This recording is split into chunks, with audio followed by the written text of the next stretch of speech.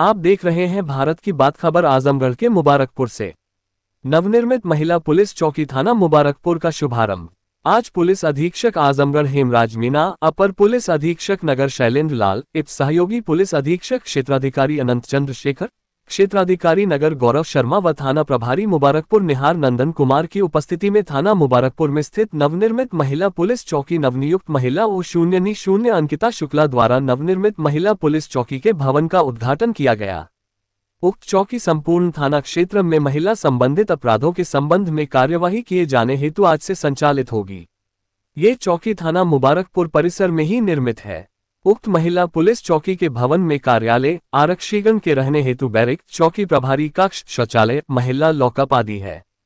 महिला पुलिस चौकी के संचालन से थाना क्षेत्र की महिलाओं की समस्या निवारण व अपराध नियंत्रण में सकारात्मक सुधार सुनिश्चित होगा।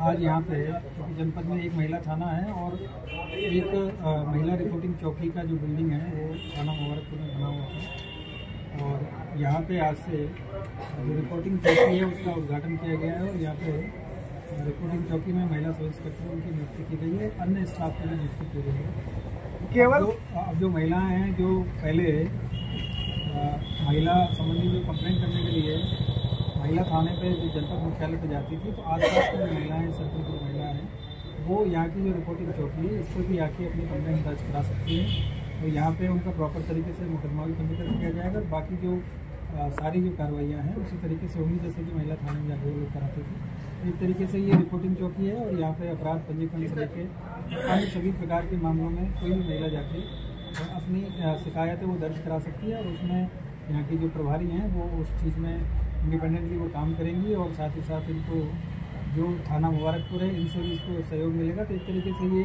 एक इंडिपेंडेंट यूनिट है जो कि थाना मुबारकपुर से अलग से काम करेगी और यहाँ पे जो महिला हेल्प डेस्क है वो पुलिस की तरह यहाँ पर भी कार्यशील रहेगी, लेकिन साथ में रिपोर्टिंग चौकी है वो महिला थाने का एक तरीके से एक्सटेंशन की तरह से यहाँ पे अदर थाने की भी महिला यहाँ आकर जो है बिल्कुल बिल्कुल, क्योंकि जो ये इसी का उद्देश्य ये था कि जनपद मुख्यालय से चूँकि गांव और देहात की जो दूरियाँ है वो काफ़ी होती है, तो महिलाएं अक्सर ये सोचती है कि हम वहाँ कैसे जाएँ, तो आसपास की जो महिलाएं जो यहाँ के आसपास की वो अपने मुकदमा पंजीकरण के लिए और अन्य सहायता के लिए जो महिला पुलिस चौकी है इस पर आ सकती है और ये रिपोर्टिंग चौकी यहाँ पर सारी कार्रवाइयाँ उसी तरीके से ठीक थैंक उससे काम कराए हैं। तो ये सभी की जिम्मेदारी है कि महिलाओं को जब भी कोई दिक्कत होती है तो उनकी बात को सुना भी जाए और उसी के लिए सरकार ने ये एक तरीके से नई पहल की है और आने वाले टाइम में आप लोग देखेंगे कि हमारी पुलिस बल में भी जो महिला जो कांस्टेबल्स हैं चाहे वो सब इंस्पेक्टर्स हैं इनकी संख्या भी लगातार बढ़ रही है। अभी जो नई भर्ती होगी उसमें भी बहुत महिला कांस्टेबल्स की भर्तियाँ होंगी। अभी आप लोग देख रहे हैं जो सब इंस्पेक्टर्स में भी बहुत नई लड़कियाँ आ रही हैं। आने वाले टाइम में इसको सरकार और बढ़ाएगी क्योंकि एक तरीके से हमारी आबादी का जो 50% है वो महिलाएं हैं और उनके अधिकारों के उनकी रक्षा के लिए महिला पुलिसकर्मियों का होना बहुत ज़रूरी है। तो उसी के एक तरीके से एक क्रम में आज यहाँ पे महिला चौकी का आप लोग उद्घाटन आप लोगों की उपस्थिति में किया है यहाँ पे। तो अब सब लोग आप लोगों को इसका प्रचार भी करना है और जो महिलाएं उनको कोई दिक्कत होती है तो उनको गाइड भी करना है कि यहाँ पे जाके आप अपनी कंप्लेन करा सकती हैं। कई बार हो सकता है कि परिवार के लोग ना आने दें या फिर कहीं और जो भी पड़ोसी है वो ना आने दें, लेकिन अन्य व्यक्ति उसको गाइड कर सकता है और ये हम सबकी जिम्मेदारी है कि उसको यहाँ तक पहुँचे और उसकी जो बात है उसका पुलिस तक आए और उसका सम्मान हो। क्योंकि आप सभी लोग देख रहे होंगे कि अभी भी महिलाएं इतनी डरी रहती है। तमाम आप देखते होंगे दहेज हत्या के केस आते हैं आए दिन, बेटियां अभी भी आत्महत्या करने के जो तमाम इस तरह के प्रकरण आते रहते हैं। तो वो क्यों होता है? क्योंकि उसकी कोई सुनवाई नहीं करता है, उसको कहीं पे ये नहीं होता है कि उसकी बात को कौन सुने उसकी। जैसे कोई लड़की शादी के बाद में ससुराल में जाती है तो मायके वाले सोचते हैं कि अब ये ससुराल चलेगी, अब हमें से बहुत ज़्यादा इन्वॉल्व नहीं होना है उसके मामलों में। अब वो क्या करती है ससुराल में, तो एक तरीके से वो एकदम अलग वातावरण में आती है, वहाँ पे तो उसका कोई होता नहीं है ना। यदि पति खराब है या ससुराल के पक्ष के और लोग भी खराब है तो वो अपनी बात मायके में बताती है। मायके वाले भी उसको दुत्कार के बोल देते हैं कि बेटा शादी कर दी है, अब तुम्हारा निकाह हो गया या शादी हो गई है, अब हमें अपना घर देखो, अपना घर चलाओ, हम सबकी मदद नहीं कर सकते। ये जनरली एक जो कमेंट जो लड़कियों को परिवार के लोग कर देते हैं तो उसके पास में फिर और कौन सा चारा रहेगा। जैसे आप ही अगर परेशान होते हैं तो कहाँ आते हैं कि पुलिस के पास चलते हैं, अभी पुलिस में जाके कंप्लेंट करते। अब लड़की को ना तो ससुराल पक्ष तो सुन ही नहीं रहा, उसका उत्पीड़न हो रहा है, उसके साथ में मारपीट हो रही है, उसको आए दिन प्रताड़ित किया जा रहा है, तो वो अपने किसको बोलेगी, मायके वालों को बोलेगी।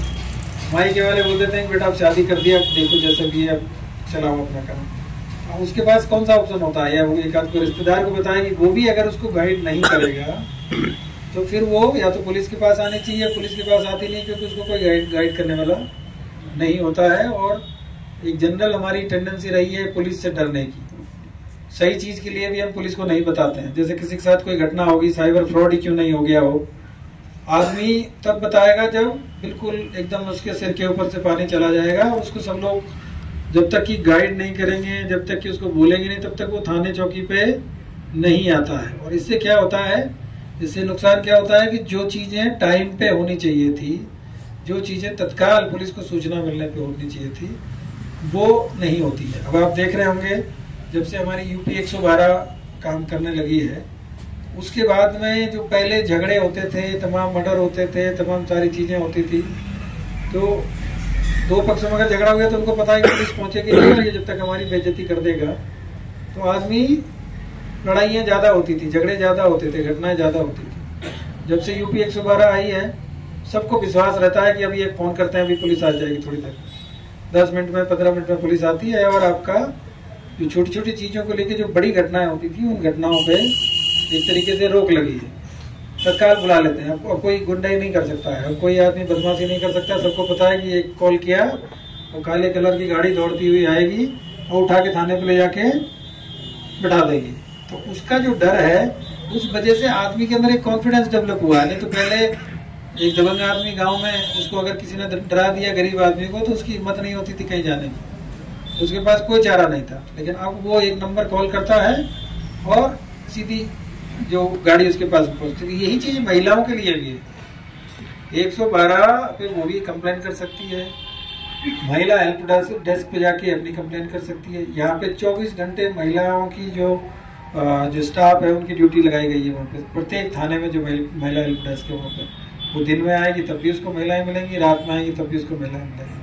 और उसी के क्रम में महिला थाने पे, जैसे यहाँ जनपद मुख्यालय पे है, और ये जो चौकी हम लोगों ने यहाँ पे बनाई है, तो हम सबकी जिम्मेदारी है कि हम महिलाओं को भी एक जो सिक्योरिटी का सेंस ऑफ सिक्योरिटी है उनके अंदर डेवलप हो, और छोटी छोटी चीज़ों को लेके उनके साथ में प्रताड़ना ना हो, उनके साथ में उत्पीड़न ना हो, क्योंकि उसके भी अधिकार होते हैं। एक बेटी जब घर में पैदा होती है तो 18-20 साल तक तो बेचारी वो वहाँ रहती है, उसके बाद में अचानक से हम उसका स्थान परिवर्तन कर देते हैं। वो वैसे ही है जैसे यूपी के आदमी को बिहार भेज दिया जाए और वहाँ पे बोले कि यहाँ पे खाना कमाना शुरू करो तुम लोग, तो कितना अजीब लगेगा। लेकिन एक बेटी की हिम्मत होती है और हम लोगों को उसको सहयोग भी करना चाहिए। इसलिए आप सभी लोग देखते होंगे कि 7 साल तक दहेज हत्या का केस लगता है। कोर्ट भी इस चीज़ को समझता है कि भाई जब तक उसको वहाँ पे वो 5-6 साल अच्छे से रह नहीं ले, सेटल ना हो जाए, तब तक यदि उसके साथ में अगर कुछ भी होगा तो इसका मतलब ये है कि उसके साथ में कहीं ना कहीं किसी ने उसको समझा नहीं है।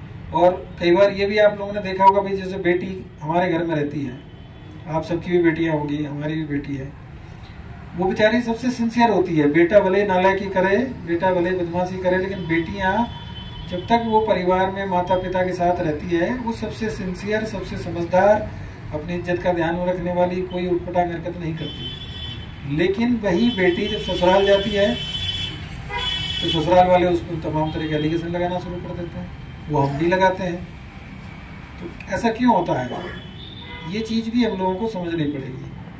और ये अब जो इस आधुनिक युग में इतनी सारी चीज़ें होने के बाद में, यदि किसी लड़की के द्वारा आत्महत्या जैसा एक गंभीर, मतलब जो एक तरीके से जो कदम है अगर उठाया जाता है, या उसको कोई मारपीट करके उसको मारता है, या कोई इस तरह की बड़ी, एक शर्मनाक विषय है। मतलब ऐसा नहीं होना चाहिए भाई। ठीक है, सहमति असहमति अपनी जगह है।